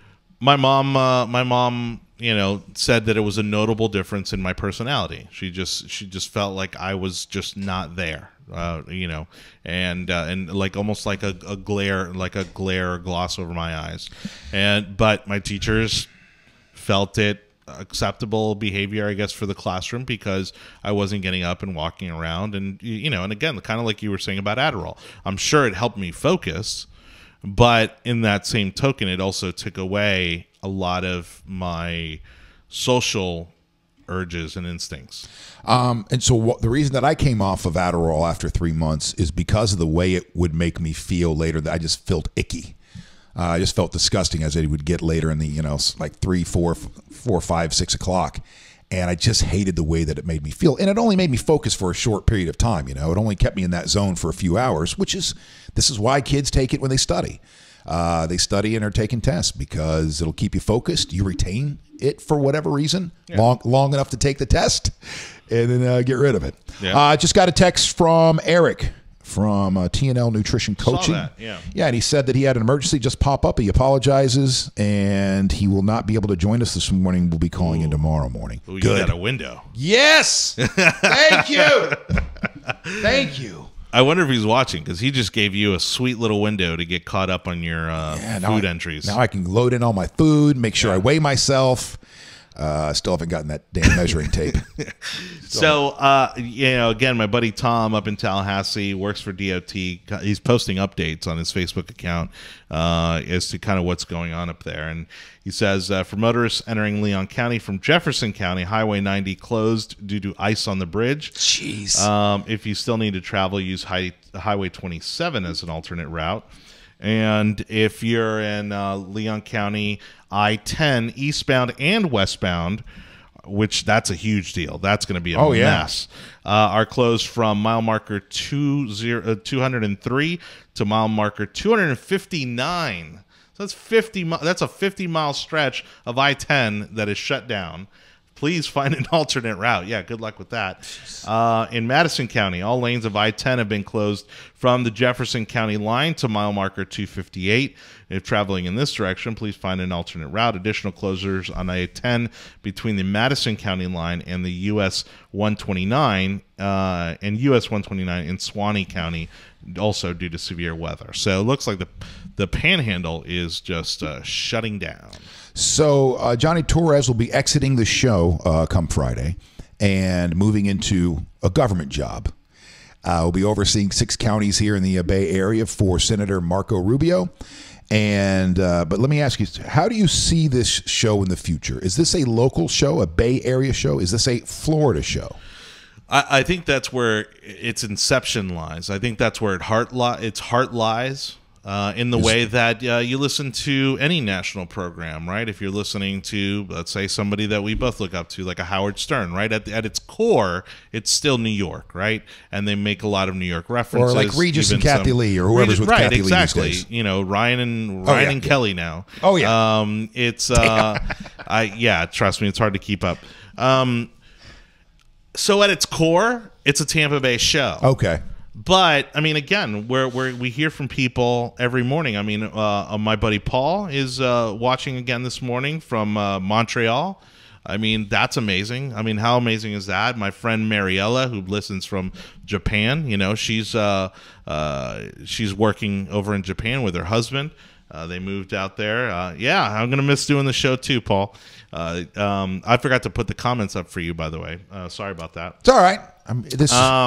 So we're hearing from people all over the world, you know. But I think at its heart, at its core, it's a Tampa Bay show. And look, you know, perfect example is Paul. Paul's a guy who, you know, comes or would come once a year to the Tampa Bay area. He loves it down here, and I'm sure he's going to miss not being here for the Grand Prix. And so I think watching the show kind of, you know, keeps you tied, you know, to what's happening down here, in the same way that, again, my friend Mariella is watching, or even, you know, people that are friends of ours, you know, and it's a way for them to keep tabs on what we're up to. That's why we do this show, for our friends and family. Yeah. So they know we're okay. Chords is suggesting that we do Endless Love as a duet for today's karaoke song. So it's up to you. Down if you are. All right. So I guess I'm getting the female lead in this one. Yeah. Good morning to Lisa Kraft. Morning, Lisa. That's not Lisa, by the way. I'm putting up on the screen right now. So, Paul says that's exactly why he watches, because he wants to stay connected with the community down here. I know he loves it. Hopefully, Paul will retire down here someday and leave the frozen tundra that is Montreal.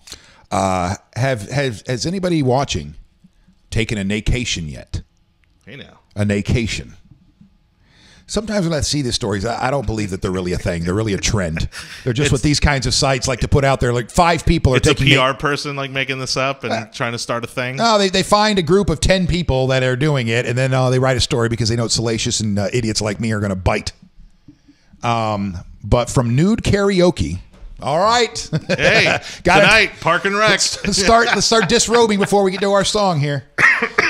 From nude karaoke to bear barbecues to passion playrooms, the kinky and quirky resorts rising in popularity as naked vacations take the world by storm. From Australia and New Zealand among the top nudists. All right, let's get to this. Enjoying a vacation without clothes, or naycationing, is the most natural way in the world to enjoy a holiday. I couldn't do it. No. I think if I were hung, I could. I really do. I think if I were packing some heat, then I'd try to walk around naked as much as I possibly could. Yeah. I don't know that I could ever get over that either. I mean, I'm just average, you know? But I don't think average makes up for everything else that you would see once my clothes come off. But most of the people that do all this nudist stuff, and any actual nudist will tell you, is that the people that actually go to these places are the last people you would want to see naked in the first place. From what I understand, there's 2 types. And depending on when you go, you have who the people you're talking about. But from what I understand, it is becoming more popular. And if you go on a Saturday or something like that, you will see younger, better-looking people that are nude versus, you know, I'm over 60 now, I'm retired, screw you, I'm going to let it all fly. By the way, that's some old man sack blowing in the wind. Oh, jeez. Well, I mean, you see Fantasy Fest obviously being what it is, and more people are being very public about attending Fantasy Fest down in Key West, and that's just one big nude fest down there. And I don't really have a problem. I think if I were in decent shape and I groomed a little, I might be able to do it.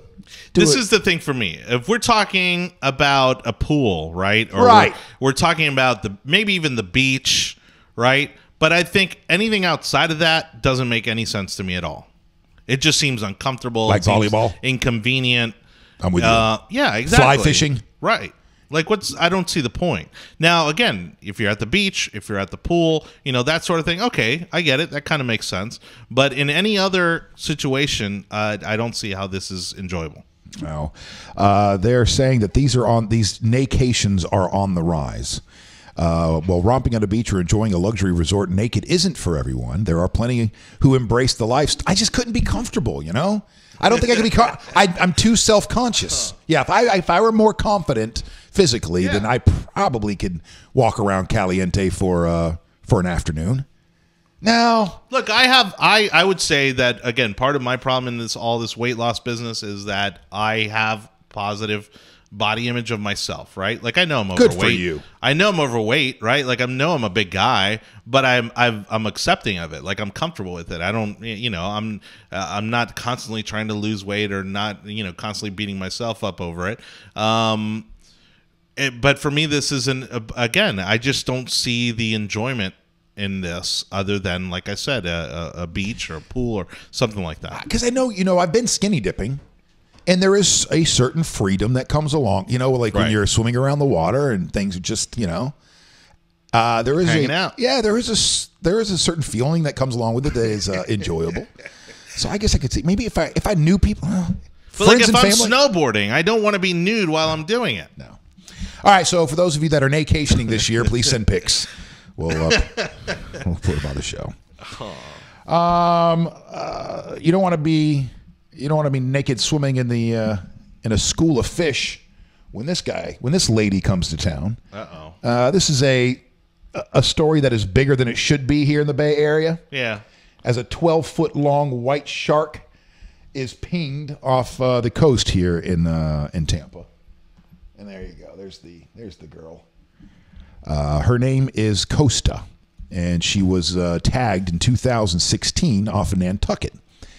And for this morning, when you're waking up and turning on the local news and listening to the radio on the way in, it's so funny that this is a story like, I mean, there's nowhere near the bay. It's not like it's right offshore. It's miles and miles and miles out into the Gulf. But because of our fascination with sharks, especially the great white shark, and the terror that it instills, the fear that comes along with it, you can just you can make that a headline story. There's a great white shark in the area. What? And people are paying attention. Not really in the area. 12 foot 5 inches, 1,668 pound female named Miss Costa was pinged in the Gulf of Mexico on New Year's Day. She was tagged September 26, 2016 in Nantucket. And Miss Costa has traveled over 5,600 miles and counting since being tagged. She's made her way from Massachusetts to as far south. So anyway, here's the thing. If you're going out to the beach, which you're not because it's freezing, if you're going out to the beach anytime soon, are you going to have any concern whatsoever? No, none. Because the waters will likely be too warm as we get closer and closer to shore. From what I understand, these sharks like to be in temperatures in the low 60s. And the only way that you would see one anywhere close to us is if the waters got cool enough and it was chasing a huge school of fish, doing what it does. But otherwise, this is a story that is much bigger than it needs to be. And then there's a social media thing. I probably should have hit this earlier when we were talking about the tech stuff, but there's a social media story that I want to hit before we get to karaoke. Okay. And it is social media giants are wild beasts devouring freedom and democracy. And this is coming from Max Hastings for the Daily Mail. Wait, what? That basically the social media giants are ruining the world. and we have to stop them, is this guy's opinion. And he's going to pull out George Orwell here. Incredibly wrong opinion, I think, but okay. Okay. After almost 70 years ago, George Orwell wrote a nightmare into our language when, in his novel 1984, he imagined a future in which Big Brother scrutinizes an enslaved society with an all-seeing eye. More recently, civil liberties have warned ubiquitous CCTV and government surveillance, born out of the fight against terrorism, have begun to fulfill Orwell's prophecy. Yet both the fictional fantasies and daily realities pale into insignificance alongside the threat posed by social media. Scarcely imagined a generation ago, they've become a monstrous, intrusive presence in almost all of our lives, especially frightening because of their influence upon our children. They say it is ruthless. Facebook's former technology chief said a few days ago, the site is ripping apart the fabric of society, eroding human interactions, and leaving users feeling vacant and empty. By the way, these things are right, but I don't know that they're bad. They are, yes, we are changing. Humanity is changing. Right. And it sucks when you're in the middle of that change. You know, it's like growing pains or giving birth. Yeah. And in the middle of that, it sucks. However, on the other side of it is beauty. And I think that's where we are in this age of humanity. Where right now it's going to suck for a lot of people. There'll be a lot of losers along the way. I don't mean losers like you're a loser. And I know those are sad. They're sad, and you can't save everybody, and not everybody can have a great life. But I think that humanity is in a pivotal part of its evolution, our evolution. And these kinds of things are scary, but they're just part of the growing process. Right. As we go from what we are, what we were, to what we're going to be. We're never changing. It never stops. Evolution never stops. So the government's independent ethics watchdog group, Independent Ethics Watchdog, the Committee on Standards in Public Life, last month warned the social media companies should face fines for failing to remove racist, extremist, or child sex abuse content. All right, so you know the deal. You know where this guy is going with this. Yeah. But Johnny, you see social media differently.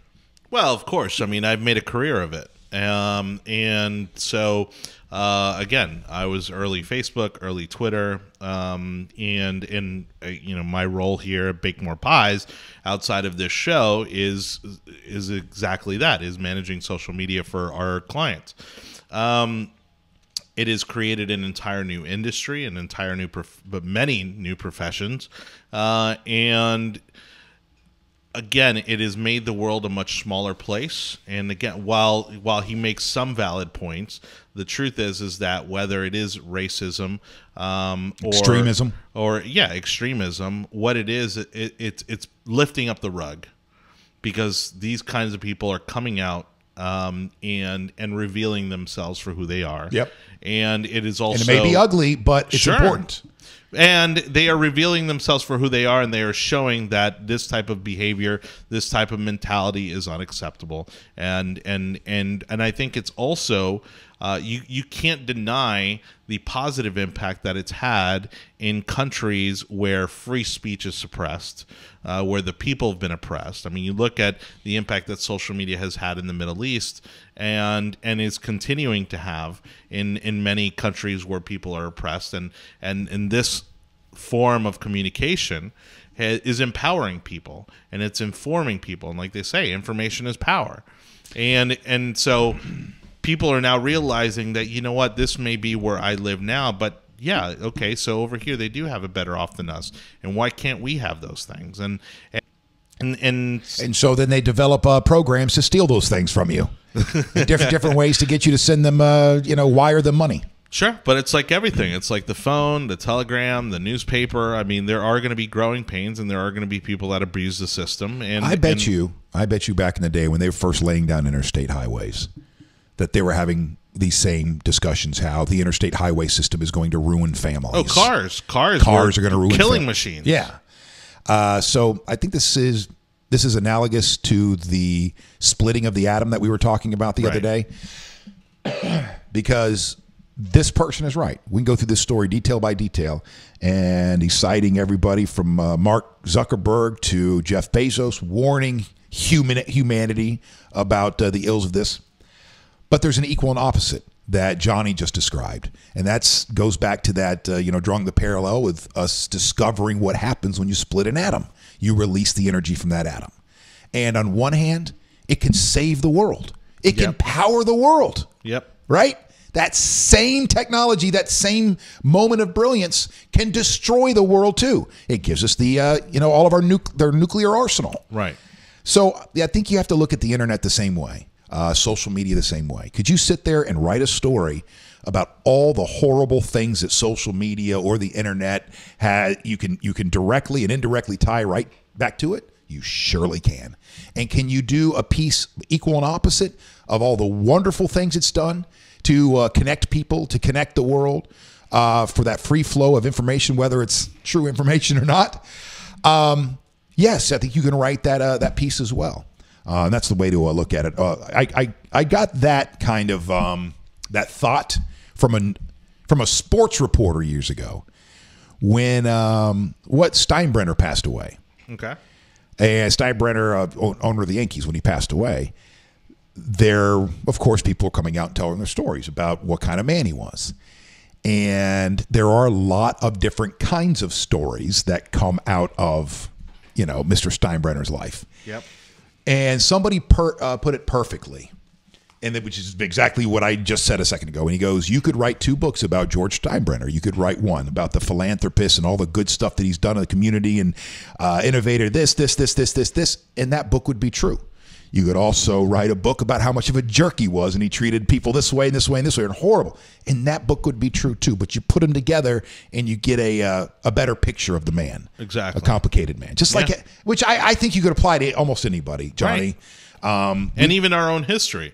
I mean, we're seeing there's a very subtle, I think, in some cases, and not so subtle. I mean, right, when we're talking about the Confederacy and Civil War and that sort of thing, but there is a subtle undercurrent of a conversation happening where we're talking about our nation's history. And we're starting to peel back the layers, for better for worse, on the people that we have revered as the founding fathers of our country.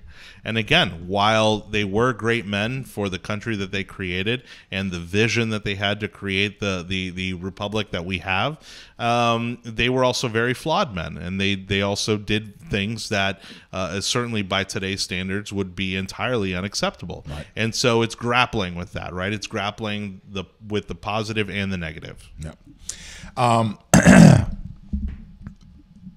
Schreiner, my buddy Schreiner? Yeah. We got into a similar discussion like this one day on the air, and in frustration, I can't remember what he was talking about in frustration. He goes, I'm a good man. But I think what it was, because he's starting to feel like just because he was a man and he was white and middle age, and all of a sudden the tides were turning and you're just automatically a bad person. You're automatically a racist because you're a middle-aged white male. And so he goes, I'm a good man. I said, no, you're not. And he's a good friend of mine. I said, no, you're not. I said, you are a man who does his best to do good in the world. There's no such thing as a good man. There's no such thing as a bad man. There are those who are trying to do better, and there are those who don't give a shit and are not trying to do better. Right. But I don't care what person you want to hold up. Mother Teresa, I'm sure you could go, well, I don't know. Maybe not. Maybe there are a couple of people out there that don't have anything in their past. But that's the mythology of Mother Teresa, right? Sure. I mean, just because of the stories we get, oh, it's Mother Teresa, so she's infallible. She's not. Nobody is. All right, let's get to some karaoke, sir. All right. We only have a couple more days left with you. Check. Tomorrow, you're going to be over here in the oh Lord, in the navigator seat. Oh Lord. What did he say? Endless Love? Yeah. Lionel Richie and Diana Ross. Dear God, what are we doing? I don't know that either of us are qualified to sing the Luther Vandross Mariah Carey version. No, we're getting the Lionel Richie Diana Ross version here. It's in B flat. Oops. Whoa, hi. Here we go. It's in B flat. Here we go. My love, there's only you in my life, the only thing that's right. Is this me? Yeah. My first love. You're every breath that I take. You're every step I make. Is that both of us? No. Oh. I want to share all my now it's love both of us with you. No one else will do. Turn it down. Hey. And your eyes. Your eyes, they tell me how much you care. Oh, yes. That's us. Yellow is both of us. You will always be my endless love. Wow, we're literally killing it. Yeah, well, I think I sound spot on, Diana Ross. So this is both of us? Yes. Two hearts. Two hearts that beat as one. Our lives have just begun. You Forever. Oh, I'll hold you close in my arms. Sorry, people. I can't resist your charm. And love. Oh, love, I'll be that fool for you. My bad. I'm sure. You know I don't mind. Oh, you know I don't mind. Cause you mean the world I can't. to me. Oh, I know. I found found it in you. My endless love. Okay, all right. That's what we get for doing a duet. I didn't know we were going to. Oh, that was on me late today. Thank you, Chords, for that suggestion. Carol says, "You rock, fish." Yeah, thank and you. Lisa's like, "Yes, Thank you. yes." Thank you very much. I did split screen and everything for that. Oh, good for us. So Chords is not going to be back this week, right? He's not. No, man, All right, chilling down in the Largo, the Key Largo, right. not Largo as in 20 minutes from here. So tomorrow morning, we're supposed to have singer-songwriter Chris McCarty come by. Oh, yeah. So I'm going to get into the captain's chair in the morning, right? And Yes. then when he come, you're going to go downstairs and set him up, or should I push him back a week? So we'll have Caleb here, so Okay. that should help. All right. But if you want to play it safe, you can push it back a week, and so that way Courts can be here to help. But with Caleb here, I think we can pull it off. Okay, then let's do it then. Yeah, because he's very familiar with that room and everything too, right? Caleb, yeah. Yeah, okay. Then we'll pull it off tomorrow. We'll have singer-songwriter Chris McCarty coming by the studio and setting up about 8:15, 8:30. Thank you so much for being a part of the Wake.Show. Thank you for the shares and the likes and the interaction via the comments. And don't forget, you can stream us now on multiple platforms. Facebook Live, YouTube Live, Twitter/Periscope as well. And I guess we're not on Mixler right now. We were just testing that out, and we'll get back on that here. Yeah, soon. once Cords is back, we'll get that back up and running. We just we got to get the subscription set up. All right. Have a great day.